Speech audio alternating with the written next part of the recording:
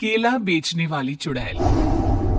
एक बार की बात है, जादूपुर नाम के एक गांव में करतब दिखाती एक औरत एक रेड्डी के लिए गांव में आती है। आइए आइए मेहरबान कदरदान, खाइए रोहड़ा के ताजे ताजे केले। कभी खाए नहीं होंगे ऐसे केले। पीले पीले केले खाइए। ये कहकर रोहड़ा हाथों में 4 केले लिए उन्हें सर्कल में जोर जोर से हवा में उछालती हुई करतब दिखाती है, जिसे देखकर आसपास के सारे बच्चे अपने अपने मम्मी पापा से उस औरत के पास जाने की जिद करने लग जाते हैं। पापा, ऐसा तो सर्कस में बॉल से होता है ना, ये आंटी तो केले से कर रही है। चलिए ना पापा, देखते हैं। रोहड़ा एक पतली सी तार पर चलती हुई केलों से करतब दिखाती है। आते जाते सभी लोग बाहर रुककर उसके करतब देखते हैं और वाह वाही करते नहीं थकते। जैसे ही एक आदमी पास आकर उसे पैसे देने लग जाता है, तब वो कहती है, अरे नहीं नहीं साहब, मैं करतब तो बच्चों के मन को बहलाने के लिए करती हूँ। धंधा तो मेरा केले का है। पीछे देखो मेरी रेड्डी, जो भी मेरे केले खाएगा मेरी तरह चुस्त दुरुस्त और तंदुरुस्त हो जाएगा। पता चलता है क्या कि मेरी उम्र 55 की है। अरे पर ऐसे ठंड के मौसम में कोई केला क्यों खाएगा? ये ऐसे वैसे केले नहीं है साहब, ये शरीर में गर्मी देते हैं। ठंड को दूर भगाए जो भी रोहिणा के केले खाए। पापा, अगर मुझे केले नहीं मिले तो मैं घर नहीं जाऊंगी। तभी उसके पापा कहते हैं कि बेटा, केले ठंड में कभी गर्मी नहीं देते। ये सब कहने की बातें हैं, सामान बेचने का तरीका है इनका। पर पिंकी नहीं मानती।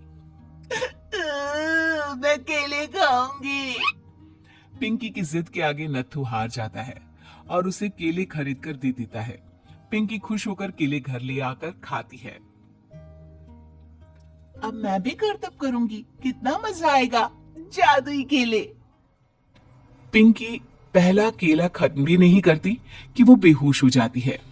दूसरे केले से एक काला धुआं आता है और रोहड़ा चुड़ैल बनकर बाहर निकल आती है। मेरे भूतिया केले बच्चे न खाए, ऐसा हो ही नहीं सकता। जादूपुर वालों, कब तक बचोगे? आ गई हूं मैं रोहड़ा, जिसका कोई नहीं कर सकता सामना। रोहड़ा पिंकी को गोद में उठाकर काले धुएं में कहीं गायब हो जाती है। शाम के वक्त नत्थू घर लौटता है और पिंकी को घर में ना पाकर उसकी माँ से कहता है, माँ पिंकी कहाँ है? अरे बेटा, उसे तो तू सुबह करतब दिखाने ले गया था ना, फिर कहाँ वापस आए तुम दोनों? मुझे लगा तू उसे अपने साथ मंडी ले गया होगा। हे भगवान, मेरी बच्ची कहाँ गई? मैं उसे घर ही तो छोड़कर गया था माँ। नत्थू गांव के घर कोने में अपनी बेटी को ढूंढता है, पर उसे वो कहीं नहीं मिलती। परेशान होकर आखिर रो रो कर नत्थू हिम्मत हार कर घर लौट आता है। अगली सुबह रोहड़ा फिर से करतब दिखाने आती है और इस बार पिंकी की तरह रोनी केले खरीद लेता है। 50 रुपए दिए थे पापा ने, सारे पैसों के मैंने केले खरीद लिए हैं। अब मैं भी आंटी की तरह ही करतबबाज बन जाऊंगा। यही सोचते हुए रोनी केले खाता है और पहला अकेला केला आधा खत्म भी नहीं करता कि चुड़ैल उसके सामने आ जाती है। मेरे साथ चलने का समय आ गया है रोनी। ये तो बस शुरुआत है। अब इस गांव के सारे बच्चे धीरे धीरे मेरे कब्जे में होंगे। एक बच्चा भी नहीं बचेगा।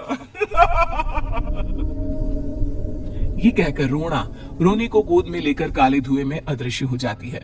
इसके बाद हर रोज गांव में से कोई ना कोई बच्चा गायब होता, पर ऐसा क्यों हो रहा है किसी को भी समझ में नहीं आ पा रहा था।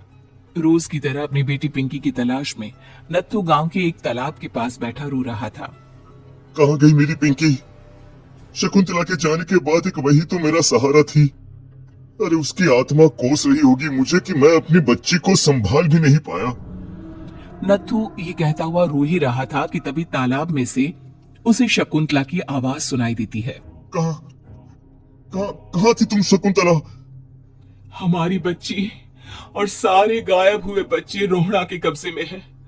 वो बच्चों को जो केले देती है उससे बच्चे बेहोश हो जाते हैं और उसके कब्जे में आ जाते हैं और वो उन्हें ले जाकर काली दुनिया में ले जाती है। पर वो ऐसा क्यों कर रही है? ये मैं नहीं जानती, पर उस दुनिया का रास्ता मैं आपको बता सकती हूँ। जहां ये नदी खत्म होती है वहां एक केले का पेड़ है, उसके नीचे एक दरवाजा है, वहीं से रास्ता जाता है उस दुनिया का। ये कहकर शकुंतला की आत्मा गायब हो जाती है। गांव के सभी लोग झुंड बनाकर उसी रास्ते से काली दुनिया में चले जाते हैं और वहां देखते हैं कि सारे बच्चे वहां काम कर रहे थे। पापा मुझे ले चलो यहाँ से।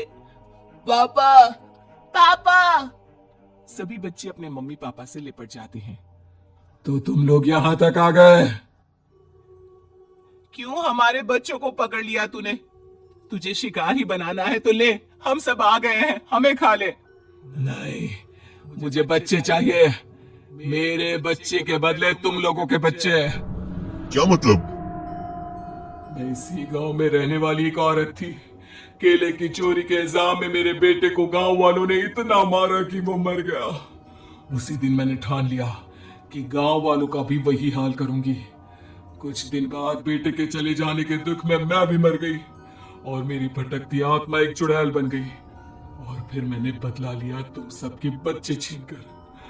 बर्दाश्त नहीं कर पाए ना? सोचो मुझ पर क्या बीती होगी। हमें माफ कर दो रोना, पता नहीं ये किसकी गलती थी पर हम सभी माफी मांगते हैं। हमारी खुशियां लौटा दो, तुम भी तो एक माँ हो। गांव वालों की बात सुनकर रोना का मन पिघल जाता है और वो बच्चों को छोड़ देती है।